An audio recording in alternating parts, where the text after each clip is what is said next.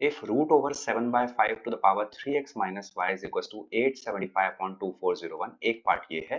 दूसरा पार्ट ये है गाइस, मुझे इसका दूसरा पार्ट काफी इंटरेस्टिंग लगा, क्योंकि अगर आप ध्यान से देखेंगे तो a बाय बी इसमें भी है, a बाय बी इसमें भी है, राइट। और यहाँ पे 4 है, यहाँ पे 2 है, यानी 2 की पावर 2 प्रेजेंट है इसमें, 2 की पावर 1। अब अगर ये दोनों एक्सप्रेशन जिनके बेस अलग अलग हैं और पावर्स कुछ हैं, और अगर ये इक्वल आ रहे हैं, तो this is only possible when your 6x minus y is nothing but equals to 0. This is something that you have to understand कि जो आपका 6x minus y है ये 0 के बराबर होना पड़ेगा, या आप ये भी कह सकते हैं कि y minus 6x जो है वो 0 के बराबर होगा, right. This is something that you have to understand. तो यहां से हम कह सकते हैं कि y is equals to 6x।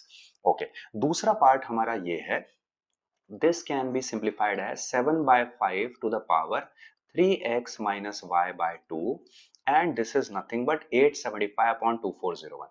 guys definitely right side में भी 7 by 5 की कुछ पावर बननी चाहिए, बट मुझे न्यूमरेटर में 5 दिखाई दे रहा है, 5 का मल्टीपल दिखाई दे रहा है, यानी there must be something which is multiplied by both numerator and denominator. तो अगर हम उसको हटा देंगे then we can see 5 by 7 और 7 by 5। ओके, तो अगर हम इसको 7 से डिवाइड करते हैं तो ये बनता है 7 1 जा 7, 7 2 जा 14, 7 5 जा 35, and this becomes 343, यानी this can be written as 5 by 7 to the power 3, और इसको अगर इक्वेट करवाना है तो this should be written as 7 by 5 to the power minus 3 guys।